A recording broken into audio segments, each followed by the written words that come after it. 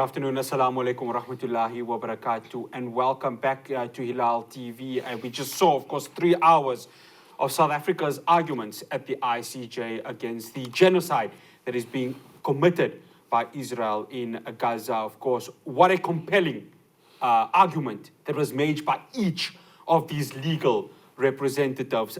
We talk about history, and today South Africa was, and it makes me proud as somebody born in South Africa, somebody who is a third generation of people who left India to come to South Africa seeking better life. It makes me proud to be a representative of this country. It makes me proud to be a citizen of this country. And I've got 2 distinguished guests who will share the same views of me, because I can safely say, and I think so many of us in this country can safely say, we are truly on the right side of history. So let's break down what was mentioned, of course, at those opening remarks at the ICJ. I'd like to welcome to my immediate right, Dr. Firoz Osman, of course, from Media Review Network, somebody who's well-versed with regards to what is happening in Palestine. And of course, ever since the Nakba in 1948, he's been following what has been happening for so many years.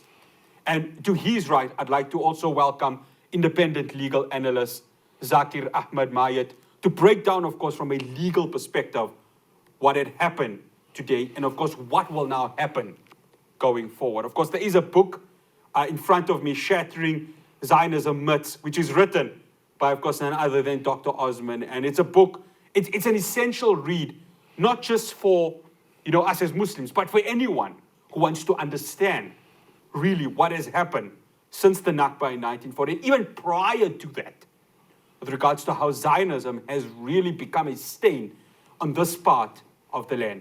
Gentlemen, assalamu alaikum rahmatullahi wa barakatuh, and jazakallah so much for joining us. Shukran, wa alaikum salam. Dr. Osman, I want to start off with you. I spoke about history. I mean, how proud do you feel as a South African right now? There is no doubt that this is historic. It's almost unprecedented.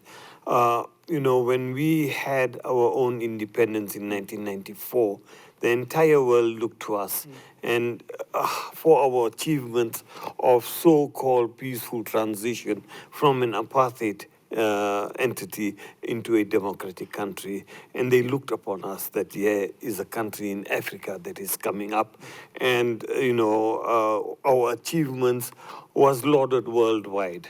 However, there seems to be a time when we lost our moral high ground, but there is no doubt in my mind that this case of the ICJ has renewed our moral worth, particularly for the oppressed of the world, in Africa in particular, that here is an African country, here is a so-called third world country that is showing up the Western world that has been persecuting so many people worldwide and is being challenged through the law.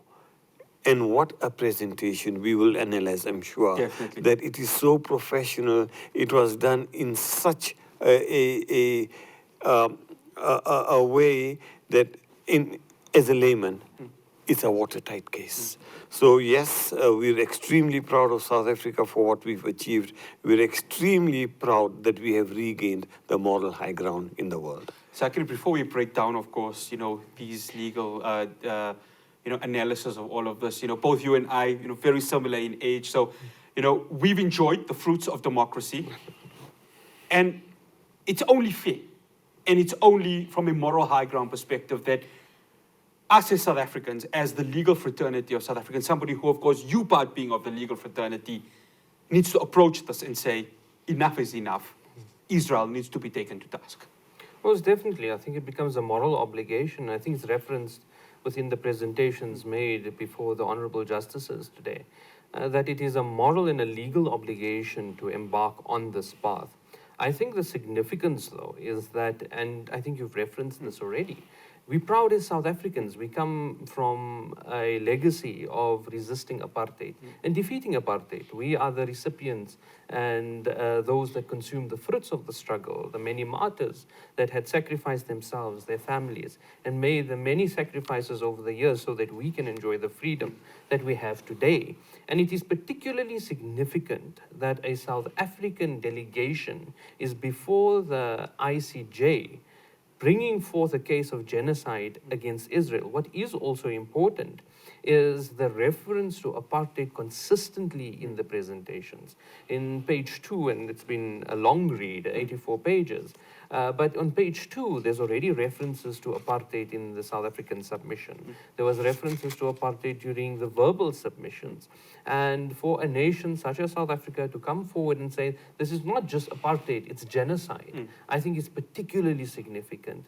Yes, we are very proud as South Africans. In fact, whilst I was listening to the presentation, I was tearing up. Yes. These are some of the best legal minds that have been sent to defend whom? The Palestinians that have been largely abandoned by the rest of the world. The advocate from Ireland made reference to this. She said that the world has failed the Palestinians. And yet, today we have South Africa who has come to the party and said that we are not going to allow the impunity of Israel to continue. We are going to make our voices heard. And effectively, this is a legal declaration of war between the two parties, South Africa versus Israel. That is how the president of the ICJ introduced the case. And that's what we are seeing. So very proud to be part of a country that is on the right side of history.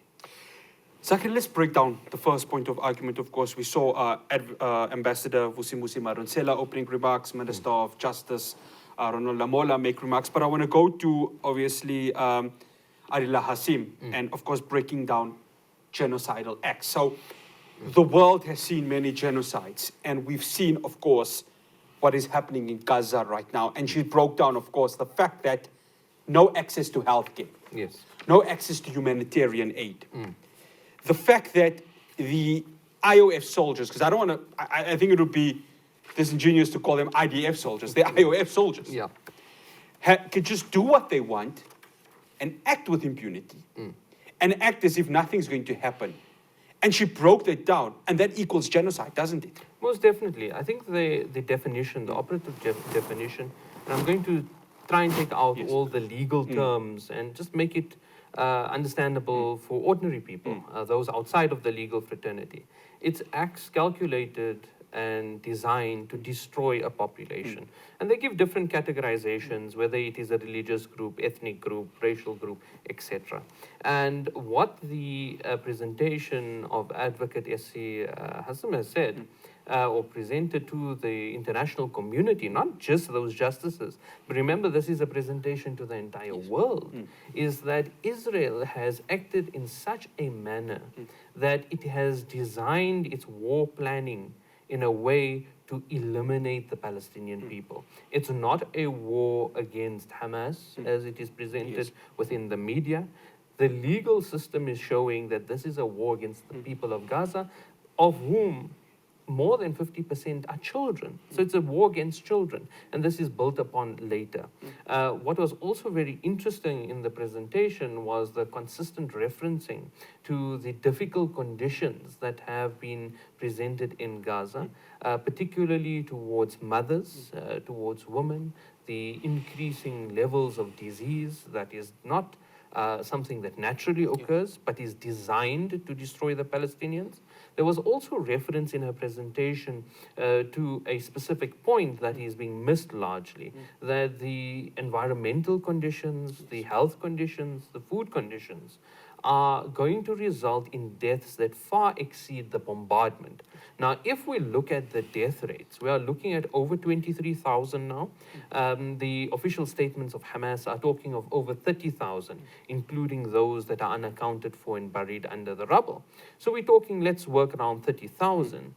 If what the advocate is saying is to be understood, that means 30,000 is going to be a drop in the ocean. We have approximately 2 million people that are displaced. Most of them are being pushed to the south. This is what she's referring to, consistent displacement. But the theme throughout Advocate Hassan's presentation and the many others that are part of the legal team is that you cannot look at this in isolation. This didn't start on the 7th of October. It's historic. It's been a process of genocide. And that is why when you look at the legal papers, there's references to a continuum.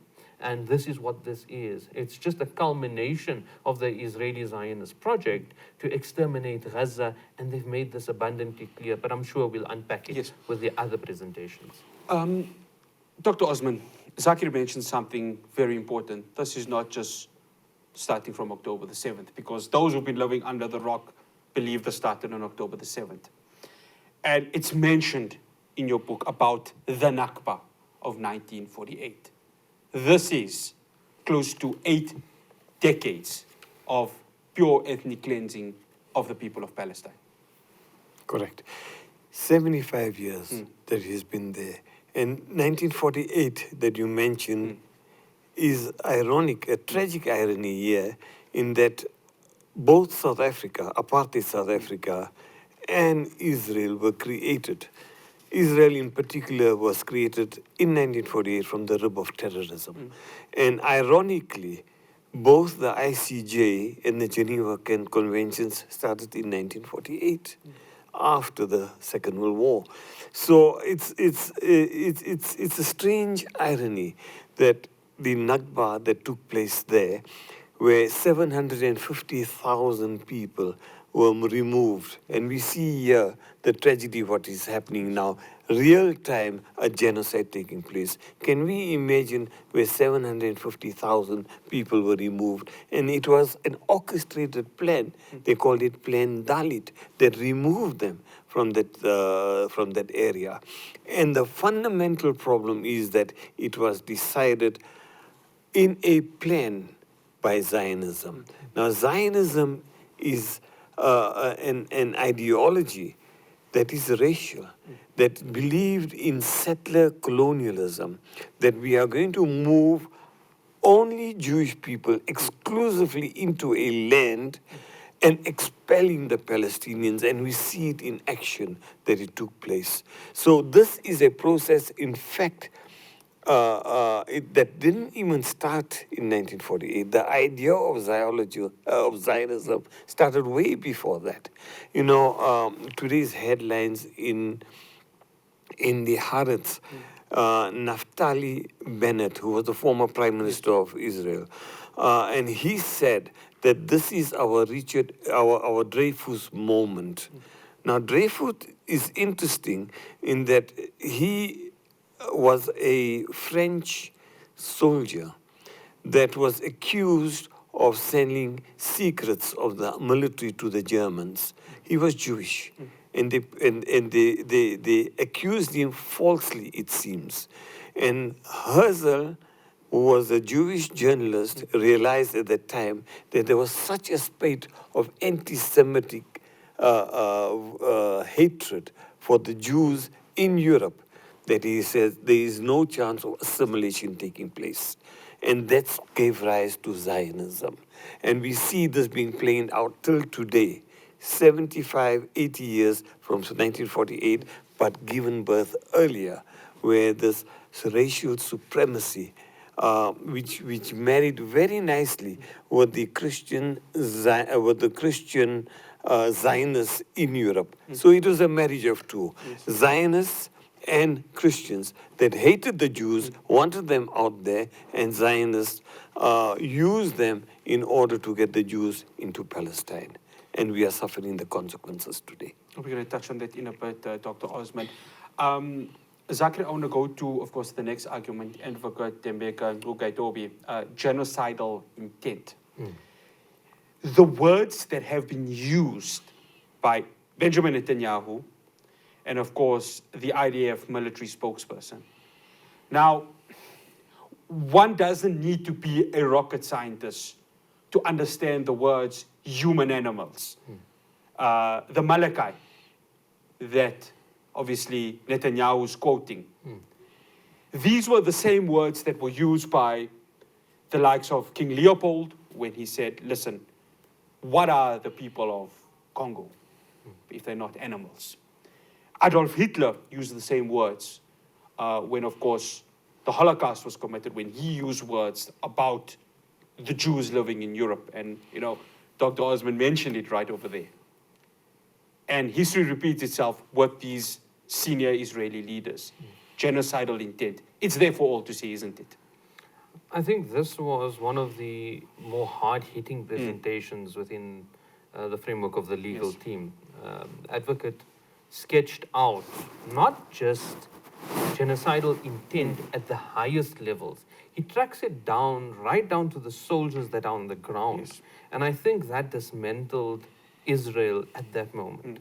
And the reason why I come to that conclusion is when the camera panned to the other side, when you looked at the look on the Israeli legal team's faces, there was one that had his hand in his head. It was an acknowledgement that we cannot get out of this Yes. box. And what I was very surprised about was the intensive detail that our team went into in their legal submissions. And I just want to make sure, reference please to do, this because it's unbelievable.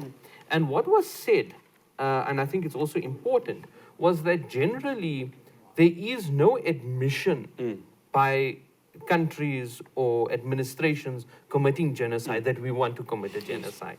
He said this case is unique because the Israelis are openly saying that we want to exterminate. Yes.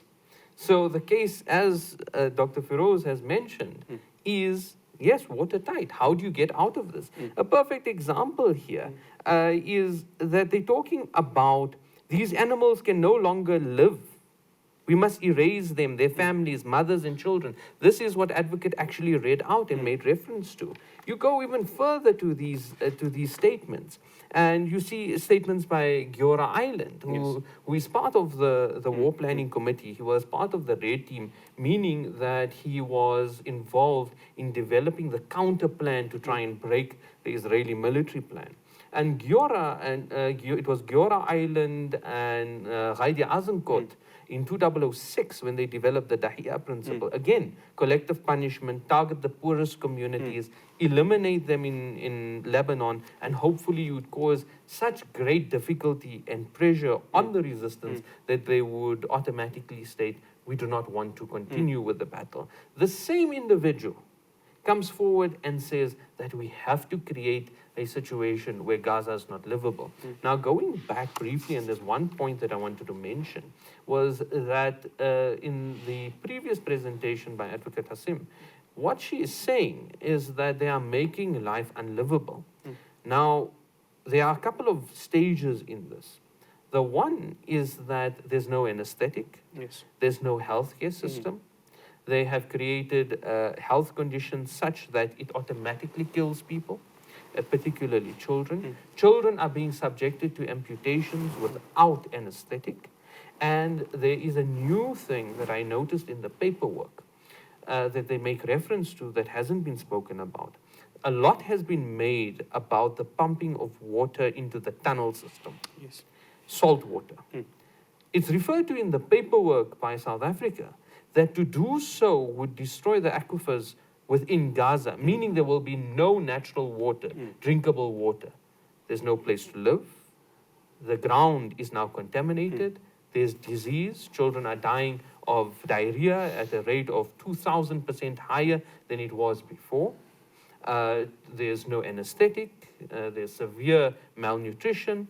4 out of 5 individuals that suffer from the worst types of hunger in the world can be found in Gaza.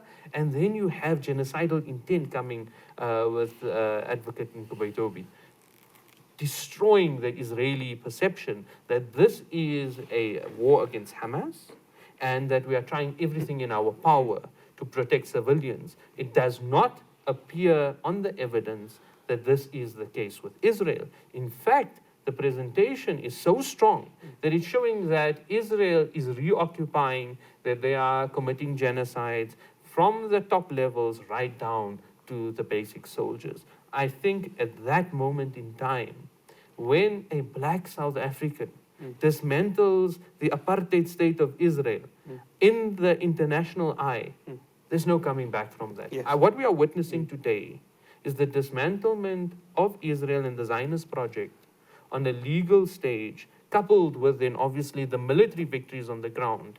This is the end of the Zionist state. There has to be one person, one vote. You cannot go back to Israel being the way it was on the 6th of October. It's not possible.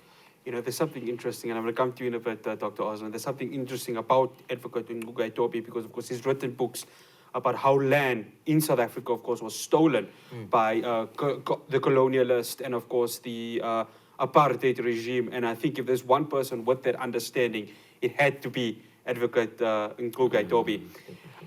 Dr. Osman, there's one thing I've noticed about the Zionists, and you've mentioned it also in your book, their PR machine. Yeah.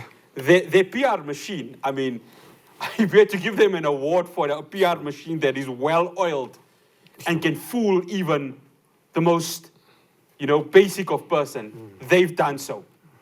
Because it's interesting what Zaakir mentions, that they continually say, Hamas, Hamas, Hamas. I listened last week, somebody from the South African Jewish Board of Deputies continually saying, Hamas this and Hamas that, and this and that. And because Israel has the ability with their military technology funded by, of course, their partners in the West, to take out leaders of Hamas or Hezbollah. They can do it. And yet they choose not to. They still want to eliminate the civilian population. This PR machine of theirs, it's catching up to them, isn't it? Because there's no running back. They can spin whatever story they want to spin, but it is catching up to them, isn't it? I think undoubtedly so. The hasbara, as you called, the PR machine, it's translated as explanation, but it is really simply to twist the facts around. And they're sophisticated to another level. They've been doing so for decades now. Some of the old things that they've forgotten is, that people have forgotten is that, Israel said that it is a people without a land, and there is a land and it needs people, or we made the desert bloom and so on. But social media has to be credited for that. That suddenly the Western world and its media is no longer so significant. I won't be surprised that CNS, Fox, Sky, BBC are not following this live. It is mainly the non-Western world that will be following this with interest because it doesn't suit the interest. Israel and its Hasbara machine has managed to dupe the Western world, and suddenly with this attack and South Africa's ICJ case has brought to the world, whether they like it or not, that there is a different Israel that we have been lied to for all these years. And I think it's a game changer. As Zaakir mentioned earlier, that, there may be no going back for Israel at this stage of it. Social media is critically important. Zionists, Israel have developed an impunity to what they have been doing for all these decades, that there's been no accountability. And this is the crux of the matter now, that suddenly they're faced with this from South Africa and as victims of apartheid. And according to the South Africans like Bishop Tutu, has himself said that this is worse than what we've been through. So, we never ever had a township where F-16s were dropping bombs. So, here is a situation in the full glare of the world where a regime that has been brutalizing such savagery, and now they must be held accountable. And we will wait with interest to see what is going to happen. Zaakir, let's go to Professor John Dugard. Of course, he made the argument with regards to jurisdiction. Let's break that down, because his was quite compelling, wasn't it, also in terms of how this can be presented and made sure that, as Dr. Osman mentioned, that watertight case. So Professor John Dugard, just a bit of a background on Professor Dugard, he is seen as the father of international law. His textbook is the one that we all studied from when we were at university. So to have a individual such as Professor John Dugard, and there was something interesting, if you noticed, his robes were different. Yes, I So, saw that, and, yes. and the great respect with which the president of the ICJ addressed him it's indicative of the gravitas that he has.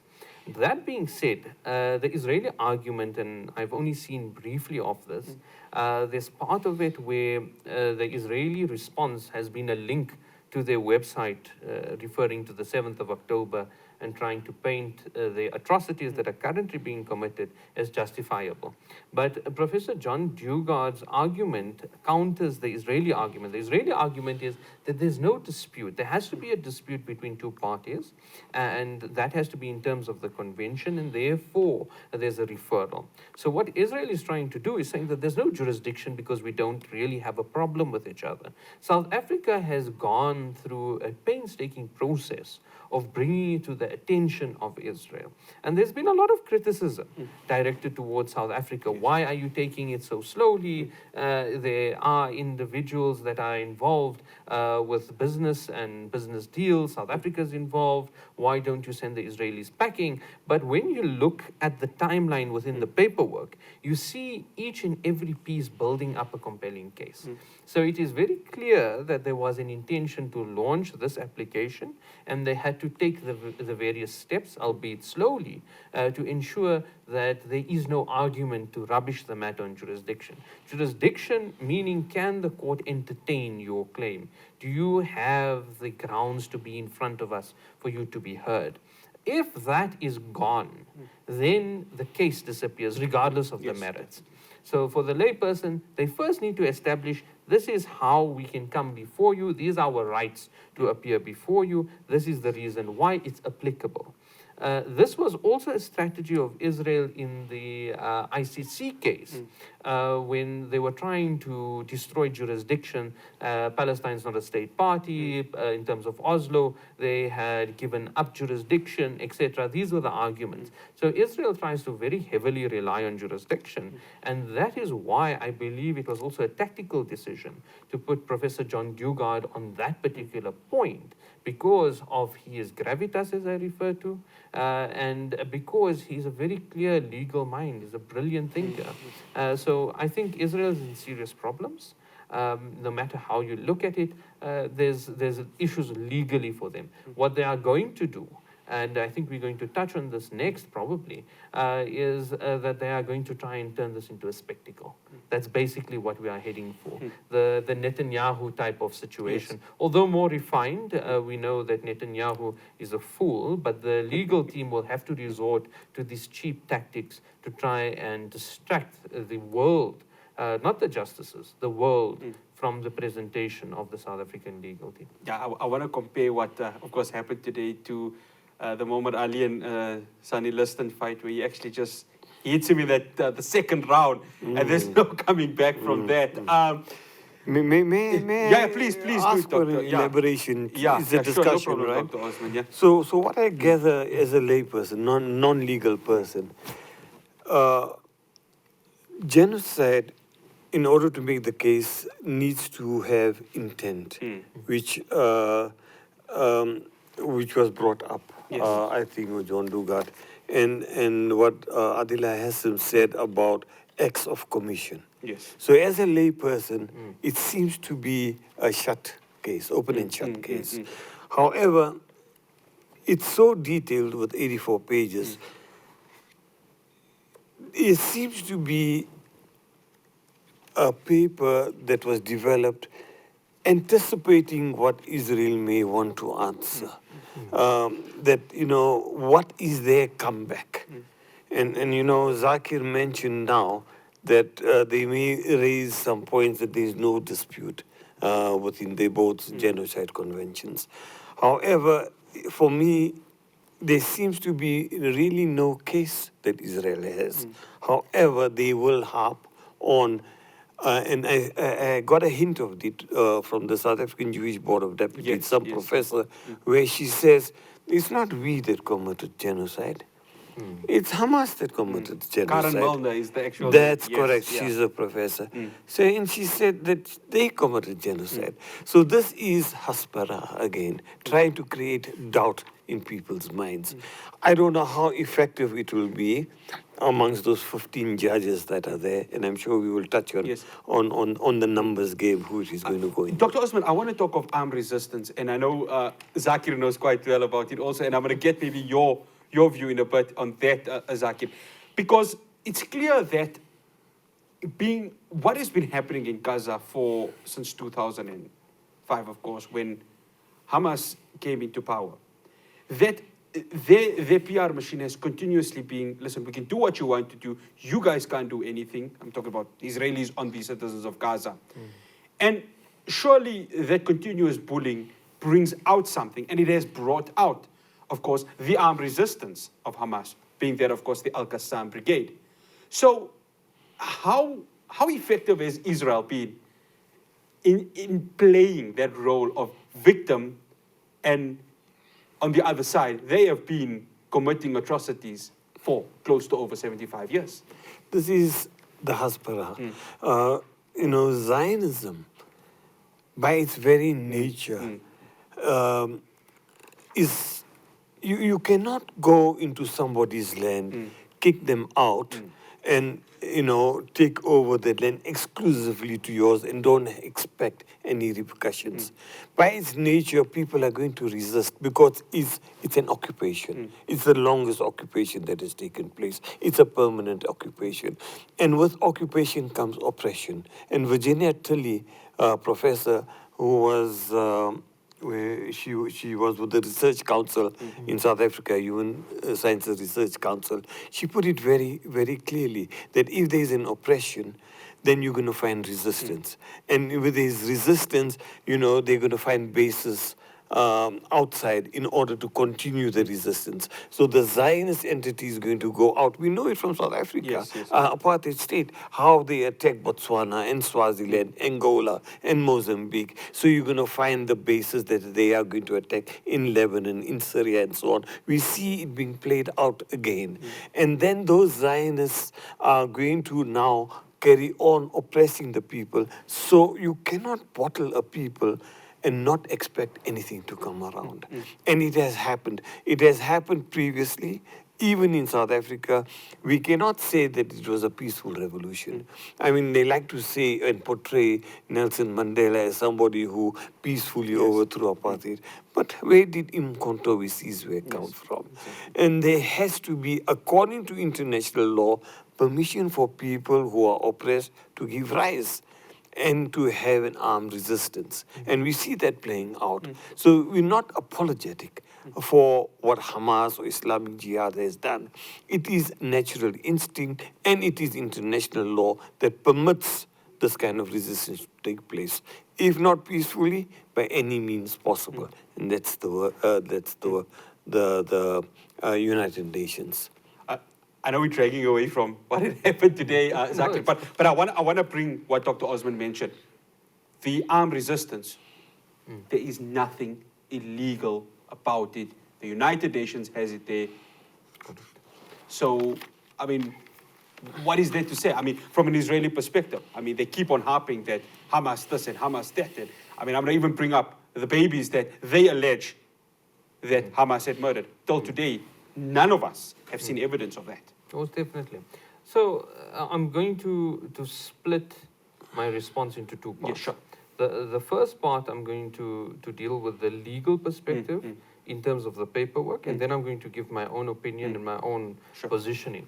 In terms of the legal framework here, there are a few references to condemnation of Hamas for targeting of civilians or any other Palestinian group. There is an argument to be made that everything is being attributed to Hamas. There's no indication that these were Hamas individuals. These could have been ordinary citizens, this could have been Hamas, it could have been one of the many other groups. In fact, the evidence that is coming out is that large numbers of atrocities and deaths were committed by Israeli forces.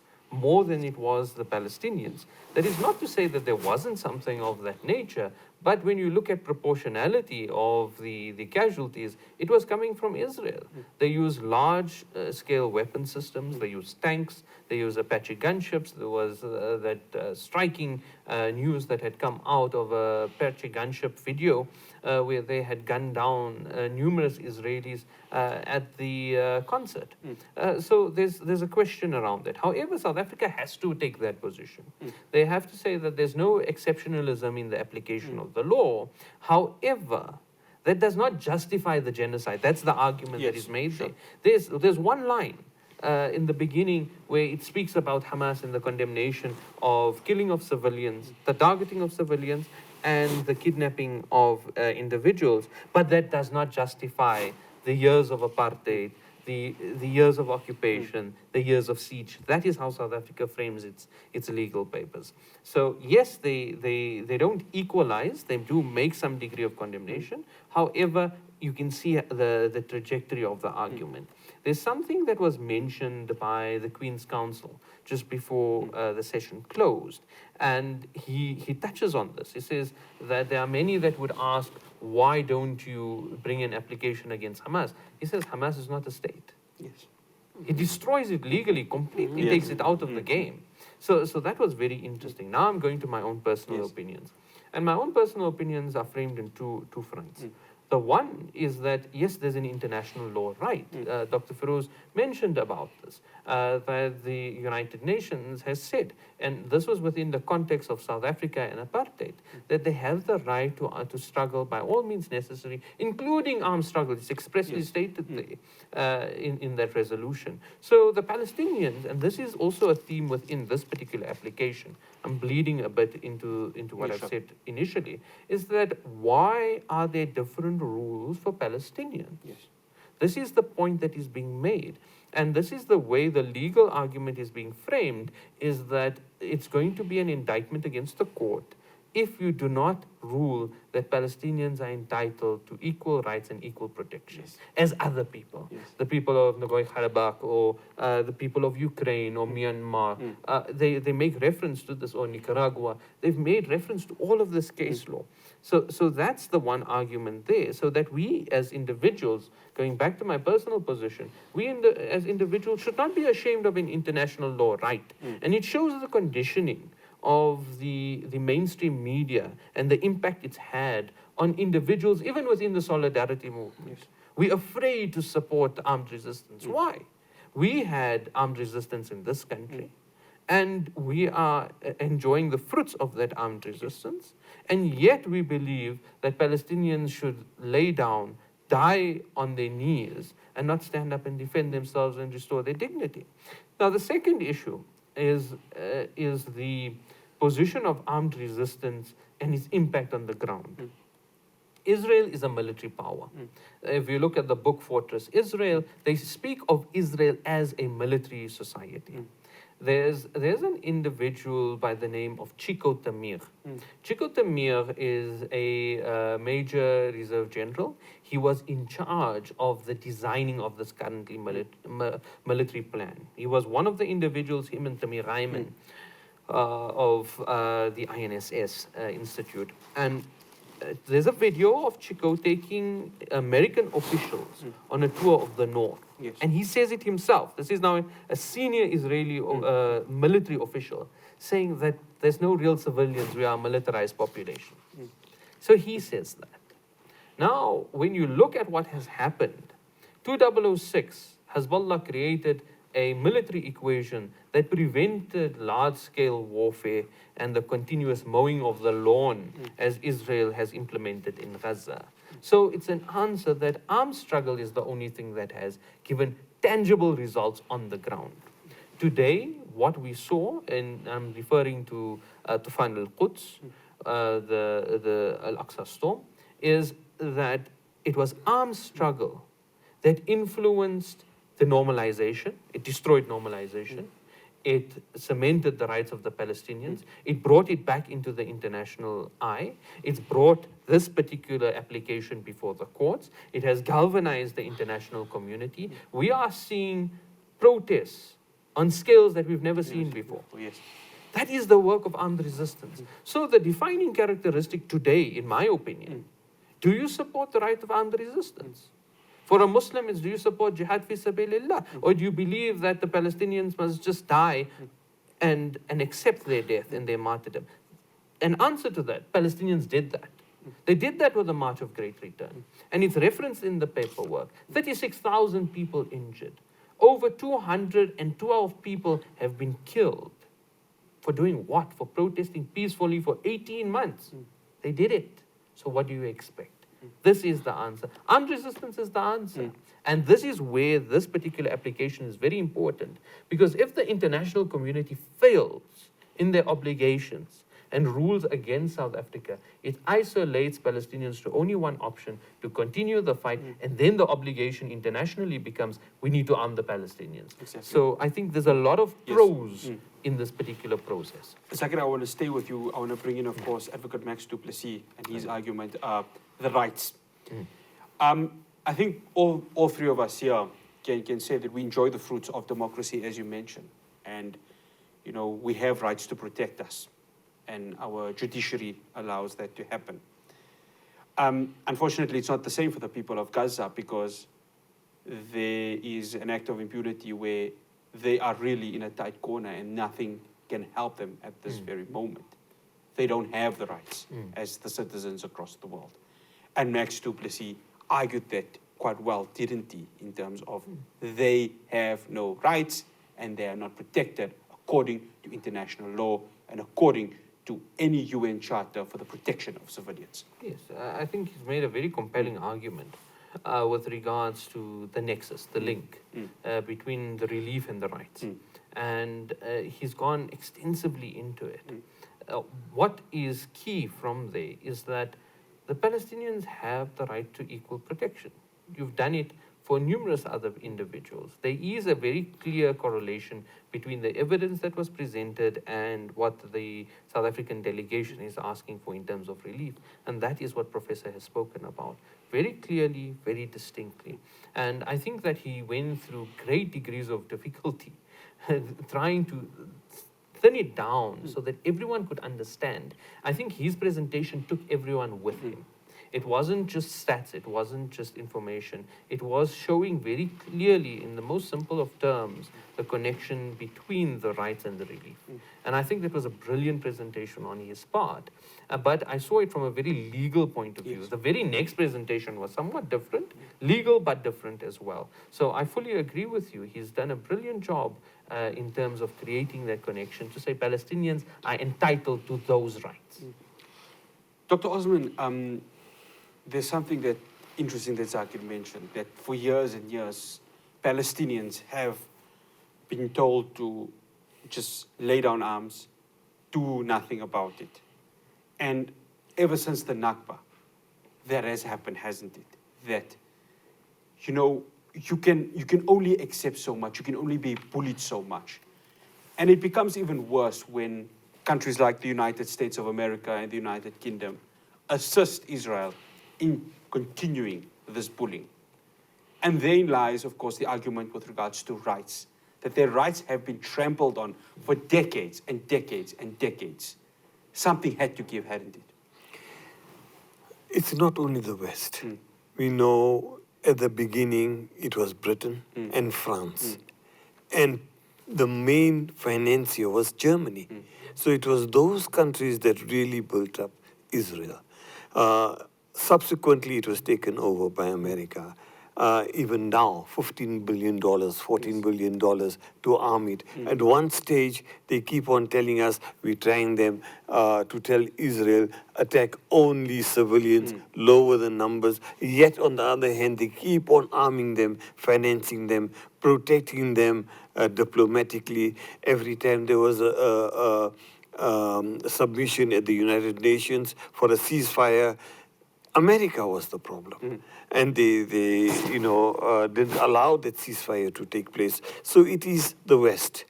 But unfortunately, that the West does this because the surrounding Arab states are themselves betraying the rights of the Palestinians. And we mustn't let them escape.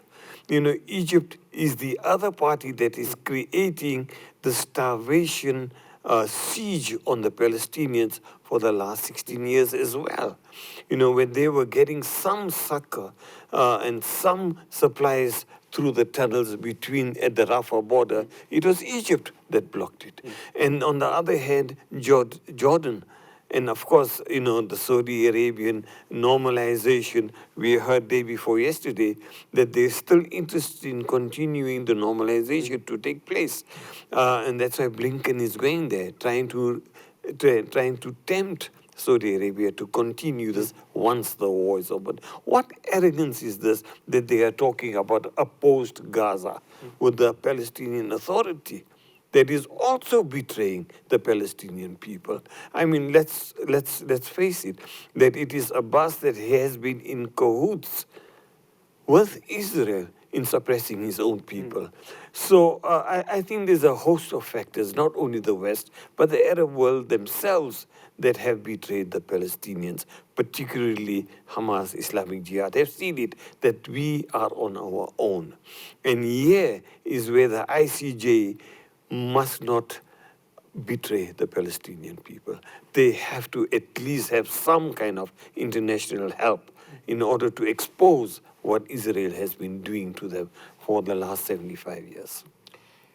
Zaakir, I want to come to, of course, the lawyer from Ireland, Pliny Claret. I hope I've mentioned a name. I would have done the same. Yeah, thing with I hope the name. I've mentioned a name quite well now, because our director's of Irish descent. So you correct me if I've said it wrong or not. Of course, the advocate from Ireland, she talked about urgency and irreparable harm. When you look at those images and the harm that has been caused to the citizens of Gaza, I mean, it takes away words that can even be spoken with regards to that. And she came across well, mentioning that the cutoff of any basic human access is right there. When you see the children suffering, when you see the journalist, I mean, while El Dalu lost his whole family.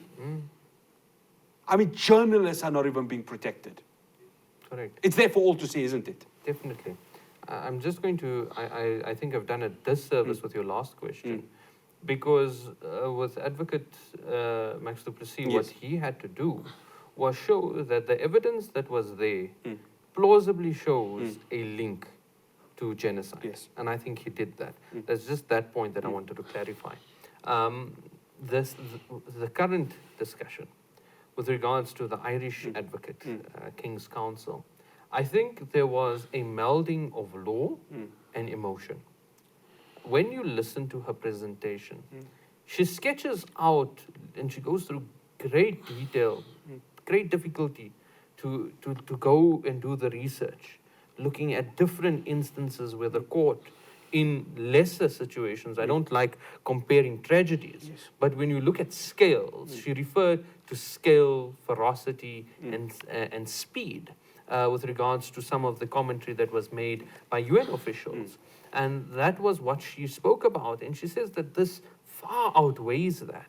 So the Palestinians should be entitled. And if they don't step in and they don't give the order as is being asked by South Africa, doesn't rule in their favor, what would happen to the Palestinians? And that is what she sketches out.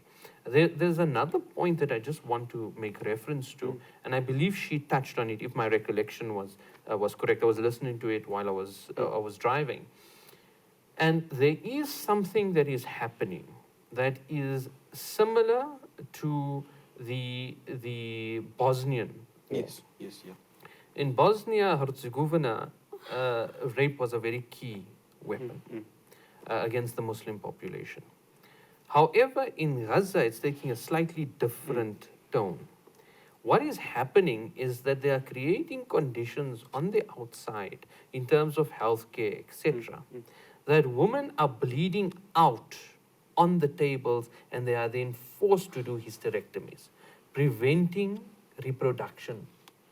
Now, this is exactly what the ethnic Serbs did. They said that they want to change the face of the population. Israel is doing the same thing. They want to change the face of the population by stopping reproduction. It's a demographic war. So when you look at the prejudice that the advocate sketched out, you can clearly see what Israel's plan is. Eliminate an entire nation. And I think her emotional presentation coupled with the law really put a nail into the coffin that is the case for Israel. Dr. Osman, I want to go back to the United States and United Kingdom because Biden, as a Democrat, you would assume that he would be playing this diplomatic role of trying to find a way of peace, as they would put it there. We've seen it with Barack Obama, Bill Clinton before him, and I think it will only take a fool to actually believe the words that they would say. They're losing credibility, aren't they?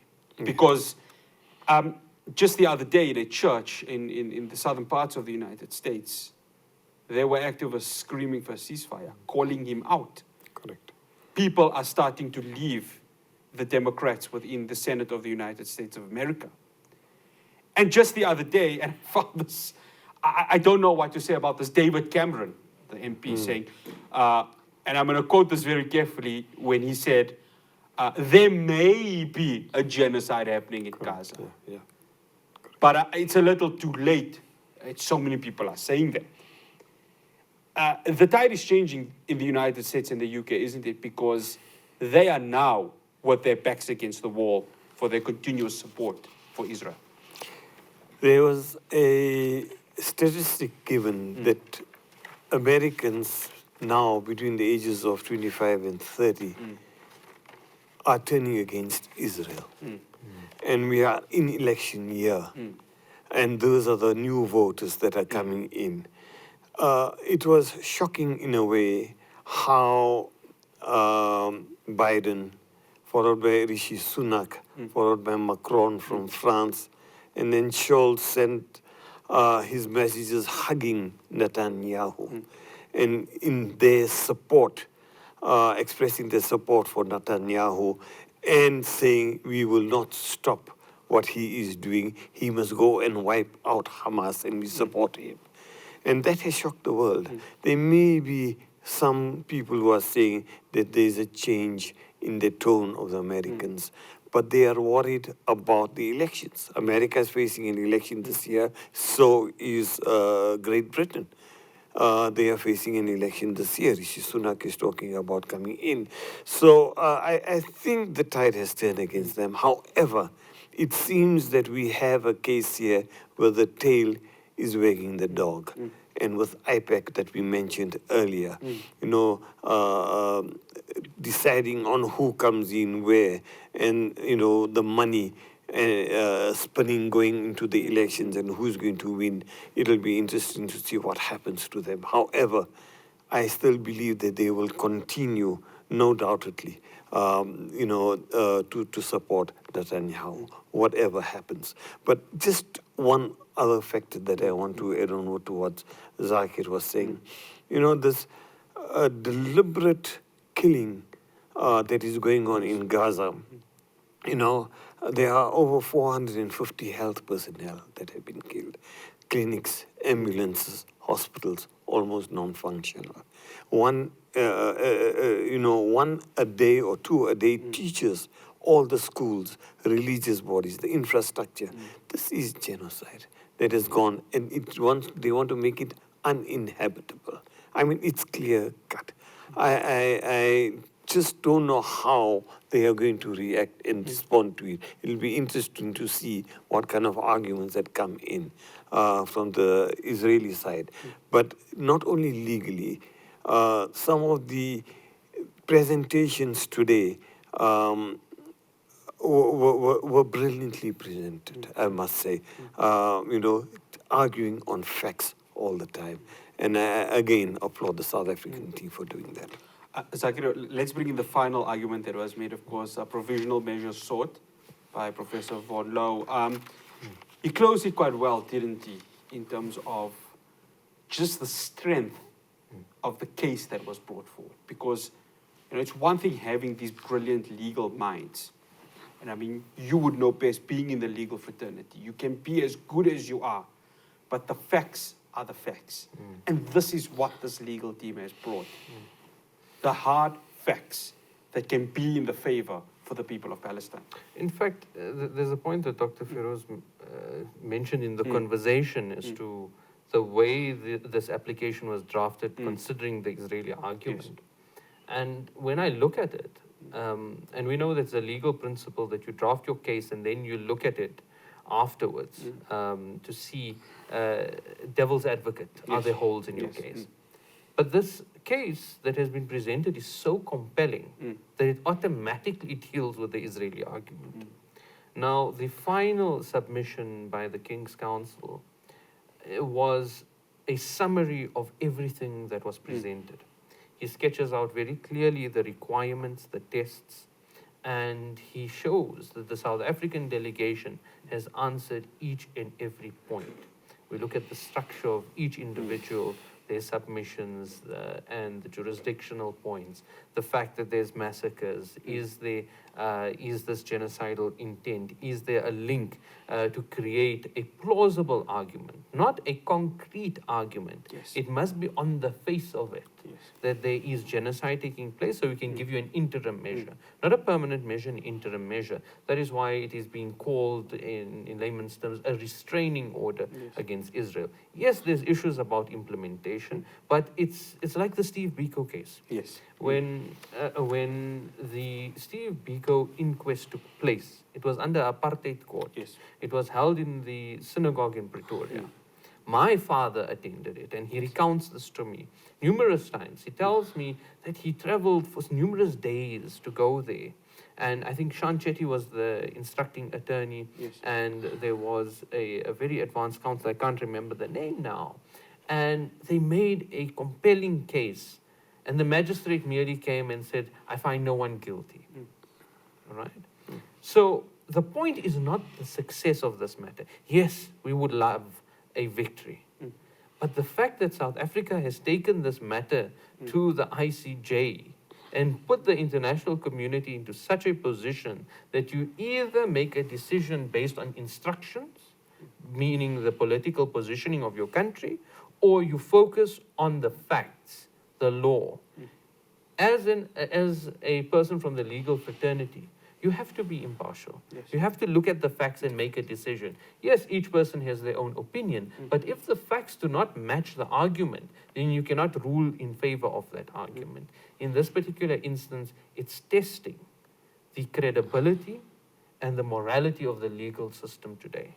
So I think that we are sitting at a very crucial point.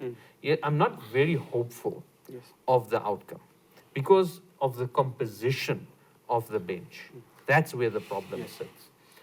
We've got the Security Council, and we've got historic allies of Israel. I mean, we have Morocco that is sitting there, and we know the position they've been taking with regards to normalization, etc. You've got these types of countries.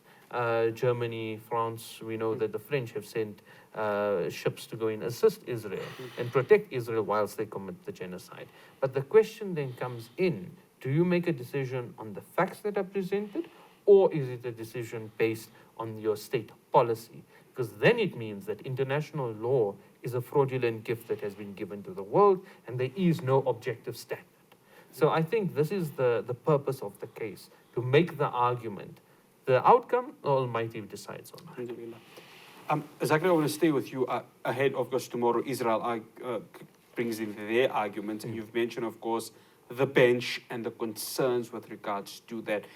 Us, of course, as South Africans who have really been rallying around our legal team, what do you think Israel brings, if they've got any?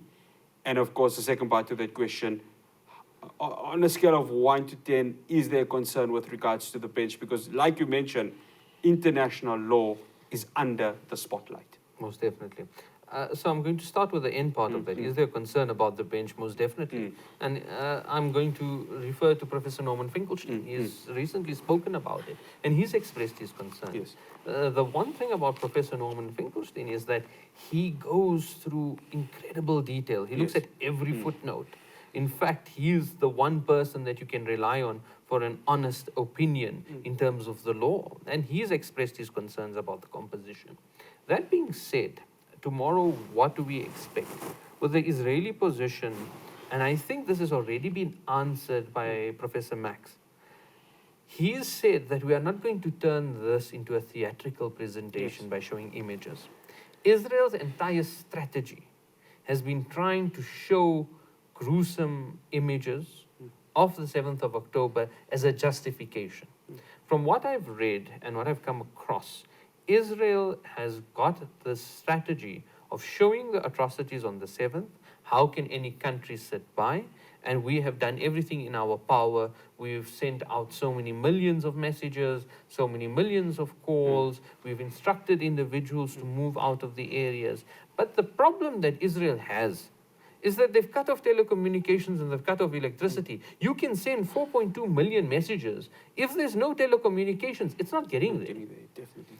Further to that, the one problem that Israel has, and that's in the paperwork, is that they do not say where the individuals must go to. Yes, they've indicated that there are certain corridors that are safe, but Israel has consistently violated those corridors. They've bombarded those corridors. They've targeted individuals. We've seen recent footage of individuals. There was a woman walking with her child. She had her child's hand in her own, walking with a white flag, and a sniper shot her and killed her. So what is Israel going to present? A very difficult case. It's impossible from an Israeli perspective. What I do see is that Israel, there is a military change on the ground. Israel is talking about downscaling its operations in the north. And that is simply because Blinken and company have realized that Israel cannot win. Its objectives are not reachable. Tamir Hyman, that I referred to before, has admitted this in an interview, that we cannot achieve this. There's a massive gap between the expectations that we've presented to the public and what we can militarily do and achieve. So Israel is going to try and play that game to say we are downscaling. This has already been referred to by the King's Council right at the end. It says that even if they give us some undertakings that they are going to downscale, they are going to do the following A, B, and C, it's of no relevance because of the campaign. The campaign is genocidal. There's also one other point that I want to touch on, is that, and this hasn't been focused on by the politicians. Blinken is talking about Saudi Arabia, Qatar is talking about all these other countries coming together to assist in the reconstruction of Gaza, one, and the replacement of the leadership of Hamas with the Palestinian Authority. That's effectively that. Put the Palestinian Authority in or someone else so that we can extract the Israeli forces so they can do the fighting on behalf of Israel. And Israel will continue to bombard. That's basically the picture because we can't achieve militarily the victory, and Israel is hemorrhaging from a military force perspective. It's ridiculous the amount of soldiers they are losing on the ground. This paper, the submissions, say that Israel must be held accountable for the destruction. They must do the reconstruction. Why should the world foot the bill for the destruction that Israel is wantonly causing within Gaza? They should be held accountable. They should implement the measures to restore what they destroyed.